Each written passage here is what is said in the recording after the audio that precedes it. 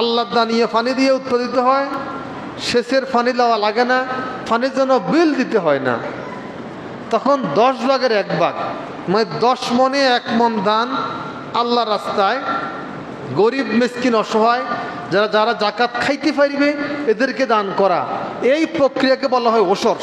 কি বলা হয়? ওসর। বুঝবেন কেন ঘুমাইলে? তাহলে ওসর বুঝিনি আমরা। আল্লাহ দানিয়ে পানি দিয়া ফসল উৎপাদিত হয়েছে, আমার সেচ প্রকল্পের পয়সা লাগে নাই, 20 ভাগের 1 ভাগ ধান আল্লাহ রাস্তা দিতে হবে। যিনি যে মাঠে গম 20 ভাগের 1 ভাগ গম, যে মাঠে ডাল যে এলাকাতে ওই যে ফসল হয় ওটার 20 ভাগের 1 ভাগ দিতে হবে এরকমভাবে। আর যদি আমার নিজস্ব সেচ প্রকল্পের মাধ্যমে পয়সা খরচ করে উৎপাদন করতে হবে, ফসলগুলো অনেক খরচ করতে হয়, তখন 10 ভাগের 1 ভাগ আল্লাহ রাস্তা দান করতে হবে। কাদেরকে দিতে হবে? যারা জাকাত খাওয়ার উপযোগী।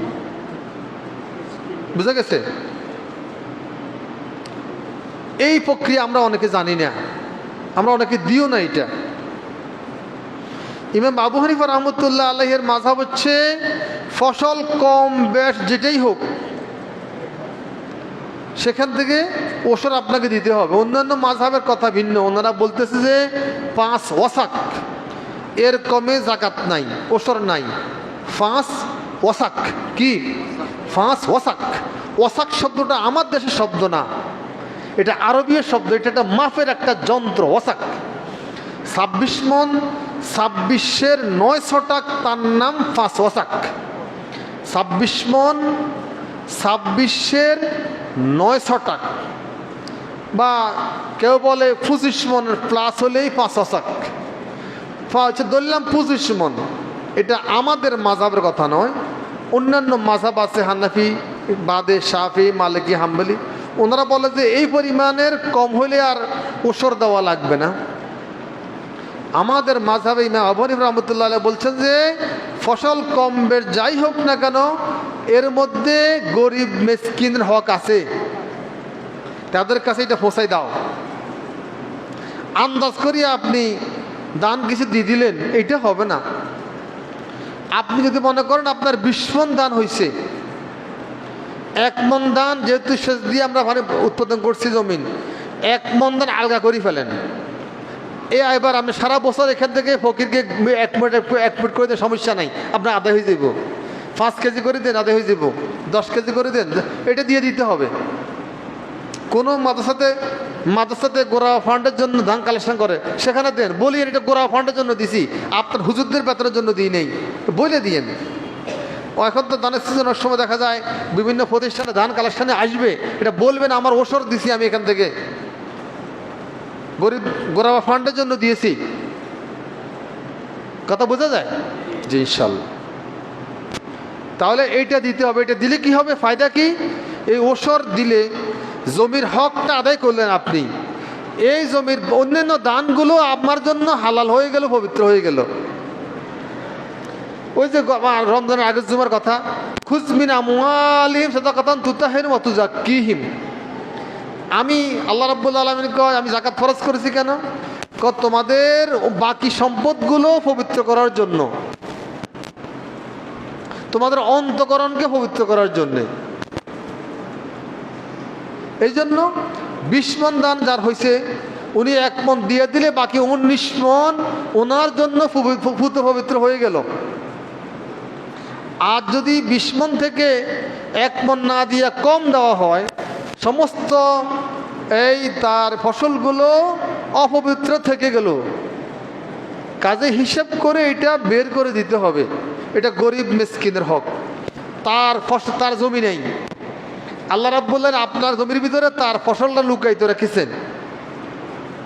অফি আমওয়ালিহিম হাক্কুন লিসসাইলি ওয়াল মাহরুম কামা ক্বালা তাআলা। আল্লাহ রাব্বুল আলামিন বলছেন অফি আমওয়ালিহিম হাক্কুন লিসসাইলি ওয়াল মাহরুম। ধনীদের যাকাত জমির ভিতরে, ব্যাংক ব্যালেন্সের ভিতরে, টাকার ভিতরে গরিবদের সাইল, গরিব ভিক্ষুকের, বঞ্চিতদের একটা অংশ আমি রেখে দিছি। সুবহানাল্লাহ, এটা আমি রেখে দিছি। ধনীদের সম্পদের ভিতরে গরিবদের একটা অংশ আমি রেখে দিছি। ওটা গরিবকে আমি দিই নাই, এটা একটা সিস্টেমের কারণে এই কথাগুলো আমি রমজান আগস্টে বলা আছে। কাজেই এদের হকটা এদেরকে বের করে দিতে হবে, এটা ফরজ। এতে করে আমার আপনার সম্পদ পবিত্র হলো, আমার অন্তঃকরণ পবিত্র হলো, পাশাপাশি আমার জমিনকে আল্লাহ রাব্বুল আলামিন বিভিন্নভাবে সেভ করবে ইনশাআল্লাহ। আমার জমিনের ফসলও ঠিকমতো হবে ইনশাআল্লাহ, ভালো ফসল হবে। আল্লাহর হক ঠিকমতো আদায় করে দিয়েছেন, বন্ধার হক আদায় করে দিয়েছেন, আল্লাহ রাব্বুল আলামিন আপনার জমিনের দিকে নজর দিবে ইনশাআল্লাহ। কীরকম একটা হাদিস বলি, হাদিসটা এরকম যে রাসূল আকরাম সাল্লাল্লাহু আলাইহি সাল্লাম ফরমান, একবার আল্লাহর নবীর একজন সাহাবী মাঠের মাঝখানে দাঁড়ানো ছিল।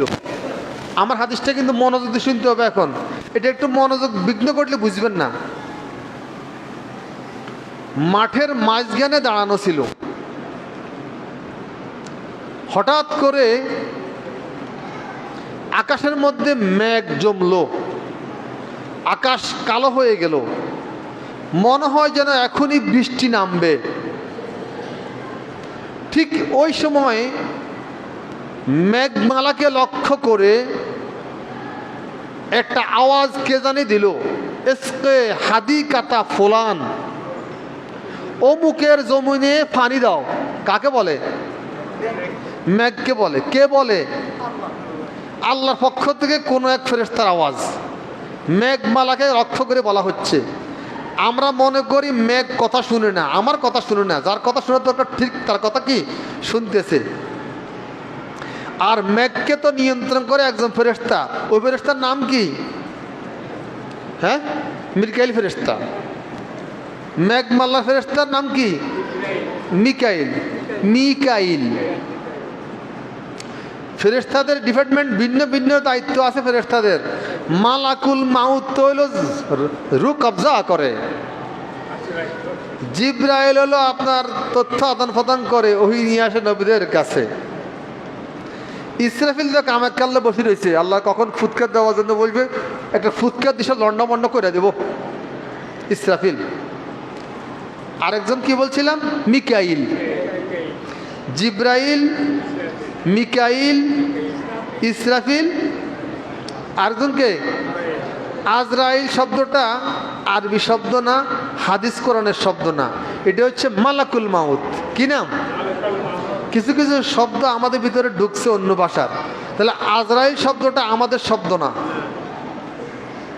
হাদিস কোরআনে আজরাইল শব্দ পাওয়া যায় না। কি পাওয়া যায়? মালাকুল মাউত, মৃত্যু দানকারী ফেরেশতা, মৃত্যুর ফেরেশতা, তার নাম মালাকুল মাউত। ঠিক আরেক শব্দ আমরা ব্যবহার করি, একদিন বলছিলাম মুসলমান আমরা ব্যবহার করি, এটা আমাদের শব্দ না। আমাদের শব্দ হচ্ছে মুসলিম। আরবি শব্দ কি? মুসলিম। হাদিস কোরআন কোথাও মুসলমান নাই, হাদিস কোরআনে কি শব্দ নাই? মুসলমান নাই। কি আছে? মুসলিম। উর্দু ফার্সিতে মুসলমান শব্দ ব্যবহার করা হয়, আমরা বাংলাতেও ব্যবহার করি। আচ্ছা যাক, তো প্রত্যেক ফেরেশতার ভিন্ন ভিন্ন দায়িত্ব আছে। এরা 7 জন বড় মাপের দায়িত্বশীল ফেরেশতা, এদের আন্ডারে লক্ষ কোটি কোটি ফেরেশতা আছে। ফেরেশতার অভাব নাই, অনেক ফেরেশতা। তো মিকাইল ফেরেশতা যেই উনি হলেন বৃষ্টি ডিপার্টমেন্টের প্রধান। এমনি এমনিতে হয় নাকি? সবগুলো আল্লাহর নির্দেশে হয়, ঠিক আছে, দায়িত্বপ্রাপ্ত ফেরেশতা আছে। এই যে নদীর সাগরের পানিগুলো বাতাসের সাথে সাথে উঠে এইভাবে আকাশে উঠে নিয়ে যায়, মেঘমালা তৈরি হয়। নদীর সাগরের পানিগুলো ছিল ঘোলা অথবা লবণাক্ত, কিন্তু বৃষ্টির পানিতে কিয়ামত পর্যন্ত কোনো প্রকার ময়লা ঘোলা আমরা কেউ দেখেছি? কীরকম ছাঁকনি ব্যবহার করা হয়েছে, কীরকম পিউরিফাই করা হয়েছে, সেখানে কীরকম ফেরেশতা দায়িত্ব পালন সেখানে চলছে। আল্লাহু আকবার। তো মিকাইল ফেরেশতা জিম্মাদারিতে মেঘমালা হয়, বৃষ্টি হয়, বিভিন্ন দায়িত্ব। যেমন জান্নাতে দায়িত্ব আছে এক ফেরেশতা, গেটের দায়িত্ব আছে। ওই ফেরেশতার নাম কি? জান্নাতে গেটে দায়িত্ব পালন করে কোন ফেরেশতা? রিদওয়ান। কি নাম? রিদওয়ান ফেরেশতা, জান্নাতের গেট দায়িত্ব পালন করে। সালামুন কাওলাম মির রব্বির রহিম। রিদওয়ান ফেরেশতা তার দলবল নিয়ে আপনাকে সালাম দিবে।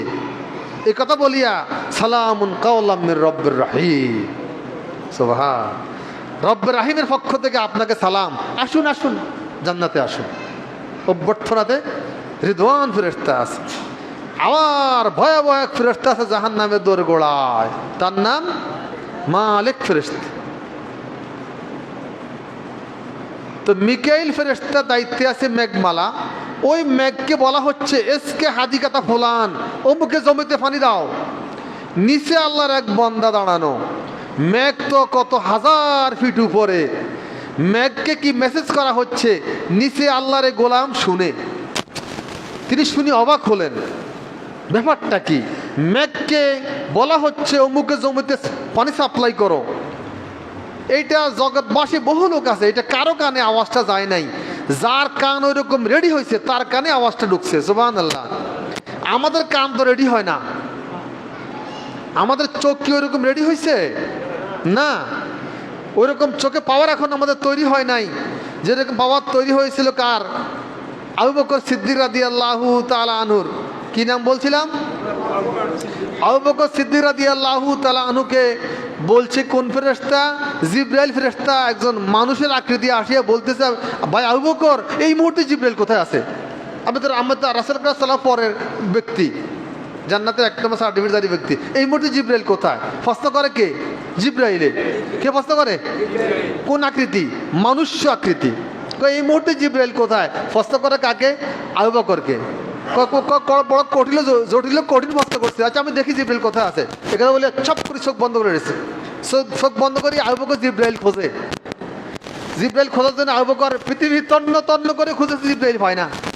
জান্নাতে গেছে একবার, জাহান্নামে গেছে, আরজ খুশি লোহ কলম, সবখানে জিবরাইল খুঁজি, আবু বকর ব্যর্থ। জিবরাইল কোথাও খুঁজি না পাইয়া চোখ খুলি কয়, আমি কোথাও জিবরাইল পাই নাই। আল্লাহর জমিনে এমন কোনো জায়গা নাই যেখানে আমি জিবরাইল খুঁজি নাই। আমার মনে হয় আপনি জিবরাইল। সুবহানাল্লাহ। প্রশ্নকারী বুঝে উত্তরকে দিতে পারবো, উত্তর আবু বকর দিতে পারবো। এই জন্য অন্য কারো কাছে তো প্রশ্ন এটা করে নাই। সুবহানাল্লাহ। বুঝতে হইব ব্যক্তির মান, স্পিরিচুয়াল পাওয়ার, স্পিরিচুয়াল আধ্যাত্মিক শক্তি বুঝতে হবে। ওই সুফিয়ান সাউরির কথা বললাম। সুফিয়ানে সাউরি, সুফিয়ান একজন প্রখ্যাত তাবিঈ, অনেক বড় মাপের ব্যক্তিত্ব। কি নাম? সুফিয়ানে সাউরি। নাম সুফিয়ান। উনি একদিন মসজিদে বাম পা দিয়ে ঢুকতেছেন। কি পা দিয়া? বাম পা দিয়ে ঢুকতেছে। ঢুকতে হয় কি দিয়া? মসজিদে কি পা দিয়ে ঢুকতে হয় গো? এটা খেয়াল করিয়েন, আগে থেকে প্রস্তুতি নেবেন। মসজিদ ঢুকতে গতানুগতি কথা কইতে কইতে কইতে ফট করে বাম পা দিয়ে ঢুকিয়ে ফেলিয়েন না। এটা আমরা কার মেহমান হবো এখানে মসজিদে? কার মেহমান? আমরা আল্লাহর মেহমান। কার ঘরে ঢুকবো? আল্লাহ। অত্যন্ত সম্মানের সাথে ডাইন পা দিয়ে ঢুকতে হবে। বিসমিল্লাহ, আসসালাতু আসসালামু আলা রাসূলিল্লাহ, আল্লাহুম্মা আফতাহ আলী আবওয়াবা রাহমাতিক। এটা হচ্ছে মসজিদে প্রবেশের দোয়া। আমরা একটা অংশ অনেকে বলি আল্লাহুম্মা আফতাহ আলী আবওয়াবা রাহমাতিক, কিন্তু আগের অংশ অনেকে বলি না। বিসমিল্লাহ, আসসালাতু আসসালামু আলা রাসূলিল্লাহ, এইটা প্রথম পড়তে হবে। তারপরে আল্লাহুম্মা আফতাহ আলী আবওয়াবা রাহমাতিক, ডাইন পাটা তুলে দেন। বাহির হবেন, বিসমিল্লাহ, আসসালাতু আসসালামু আলা রাসূলিল্লাহ, আল্লাহুম্মা ইন্নী আসআলুকা মিন ফাদলিক। মাম্মা সুফিয়ানে সাউরি এরকম ভুলে আত্মবলা হইয়া বাম পা দিয়ে ঢুকতেছেন। ঠিক এই মুহূর্তে ওনাকে বিশাল আকারে মেসেজ করালো উপর থেকে, ইয়া সাউর, বলদ বলদ, তুমি আমার ঘরে বাম পা দিয়ে ঢুকতেছো।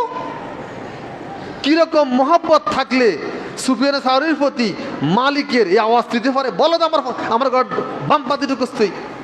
তখন তিনি আবার ব্যাক করে ডাইন পা দিয়ে দোয়া করে ঢুকছেন। তাহলে ব্যক্তির মান অনুযায়ী ব্যক্তিকে কন্ট্রোল করা হয়। এটা বলছিলাম। ওমর রাদিয়াল্লাহু তাআলা আনহু কন্ট্রোল করে জিহাদি এক কাফেলাকে। 1000 মাইল দূরে জিহাদের কাফেলা গেছে, যে একটু শত্রুপক্ষ আক্রমণ করবে, তোমরা পিছন থেকে আক্রমণ করতেছে, মুজাহিদ বাহিনী দেখতেছে না। কথা খেয়াল করেননি? ওমর রাদিয়াল্লাহু তাআলা আনহু মুজাহিদ বাহিনীকে পাঠাইছেন দূরে এক জায়গা জিহাদের ময়দানে। তারা সাম্মুখে যুদ্ধ করবে, হচ্ছে অগ্রসর, কিন্তু শত্রুপক্ষ পিছন থেকে করতেছে। আক্রমণের প্রস্তুতি নিচ্ছে, এরা খেয়াল করে নাই। তাৎক্ষণিক তিনি এখান থেকে মেসেজ করলেন, উনি মসজিদের মিম্বরে তখন কে, উমরে ফারুক রাদিয়াল্লাহু, তিনি বলছে ইয়া সারিয়াতাল জাবাল, হে সারিয়া, জাবালে আরোহণ করো। জাবাল মানে কি? পাহাড়। ও, পাহাড়ে আরোহণ করো, অথবা পাহাড় দিকে লক্ষ্য করো, যেটা হোক, ইয়া সারিয়াতাল জাবাল। তখন এই আওয়াজ কোত্থেকে আসলো? উমরের আওয়াজের মতো মনে হয়েছে। ধারাজ কণ্ঠে, কে বলতে পারে? উমর। ধারাজ কণ্ঠে উমর কথা বলে। উমরের গর্জন তো সেরকম, নামে তো ভয়, ভয়, ভয়ের নাম। আরবরা এখনো কাউকে, বাচ্চাদেরকে ভয় ফেলায়, ভয় দেয়, উমর আসে, এই কথা বললে বাচ্চারা ভয় পায়। উমরটা এখনো আরব দেশে আতঙ্কের এক নাম। বাচ্চারা কান্নাকাটি করে অথবা ঘুমায় না, তখন কি বলে, মারা কি বলে? উমর আসতেছে, উমর আসবো। বাচ্চারা আল্লাহ, উমর যে রাস্তা দিয়ে হাঁটে, শয়তান ওই রাস্তা দিয়ে হাঁটে না, শয়তান ভিন্ন পথ ধরে। ইল্লা ফাজ্জান গাইরা ফাজ্জিক, শয়তানকে উমর যে রাস্তা দিয়ে গেছে, শয়তানের রাস্তায় যাওয়া যায় না, এটা ভয়ে আরেক রাস্তা পালায়। এইরকম ভয় শয়তান উমরকে করে। জমি ভূমিকম্প শুরু হলে উমর লাথি মারে, জমি লাথি মারে উমরে। ভূমিকম্প যখন শুরু হয়, উমর কি করে? জমিনের মধ্যে ফা দিয়ে আঘাত করে, তাৎক্ষণিক ভূমিকম্প বন্ধ হয়ে যায়। উমর বলে, উমর জমিনে আছে, কিসের ভূমিকম্প? যে জমিনে উমর বেঁচে আছে, এখানে কিসের ভূমিকম্প? আবার লাথির সাথে উমর জমিন আবার স্থিতিশীল হয়ে যায়। এই সে উমর কথা বলছে। ফোরাত নদীতে ছিটিতেছে কে? উমরে। এতদিন পর্যন্ত ফোরাত নদীর মধ্যে রক্ত না দিলে নাকি ফানি আসবো না, বিসর্জন দিতে হবে, নর বলি দিতে হবে। সুন্দরী রমণীর রক্ত বিসর্জন দিলে পরে নাকি ফোরাত নদীতে পানি আসবে। উমর বলছে এইটা আজ চলবে না, পানি আসতেছে না, পানি খুব দরকার। উমর চিঠি লেখে, কাকে? ফোরাত নদীকে চিঠি লেখে। ফোরাত নদীর একটা ভাষা আছে, তারও একটা প্রাণ আছে। আমি উমর বলছি, মুসলিম অর্ধ পৃথিবী শাসক বলছি, এটা আমি আল্লাহর গোলাম। আল্লাহর গোলামদের জন্য পানি আটকানোর ক্ষমতা তোমার নাই, পানি দিয়ে দাও, তুমিও আল্লাহর গোলাম। সিটি ছাড়িয়ে দিয়েছে ফোরাত নদীর মাঝখানে, মুহূর্তের মধ্যে পানির বন্যা বসে গেছে। সুবহানাল্লাহ, ব্যক্তির মান কোথায় গেল? আল্লাহু আকবার। তো উমর এখান থেকে কণ্ঠ দিছে, ইয়া সারিয়াতাল জাবাল। ওই মুজাহিদ বাহিনী কানে আসলো, কি উমরের কণ্ঠ লাগলো। হাজারো মাইল দূরে উমরের কণ্ঠ সেখানে আল্লাহ রাব্বুল আলামিন ফসাই দিছে, তারা নিরাপদে আশ্রয় নিয়ে গেছে। সুবহানাল্লাহ। তো বলছিলাম, মেঘকে মেসেজ করে, এসকে হাদিকাতা ফলান, হবুকে জমিতে পানি সাপ্লাই করো।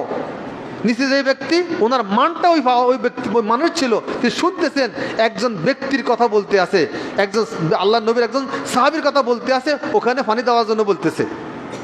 তিনি শুনলে অবাক হয়ে গেলেন, সর্বনাশ, কীরকম ব্যক্তি এইটা, তাকে পানি দেওয়ার জন্য উপর থেকে নির্দেশ করা হচ্ছে, তার জমিতে পানি দেওয়ার জন্য।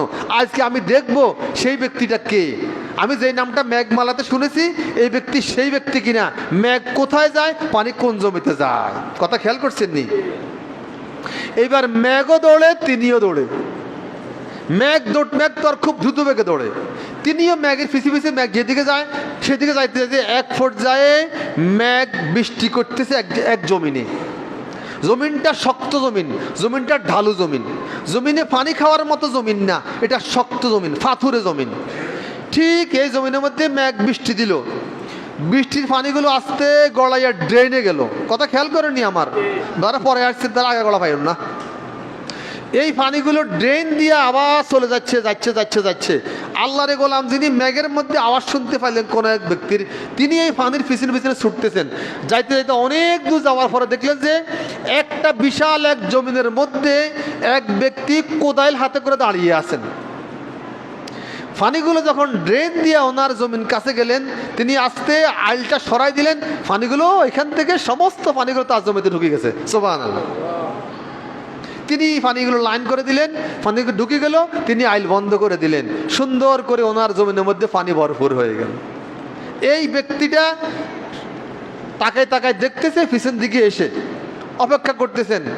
বৃষ্টি বন্ধ হলো, পানির কার্যক্রম শেষ হওয়ার পরে, ভাইজান আপনার কি নাম, আপনার নাম কি?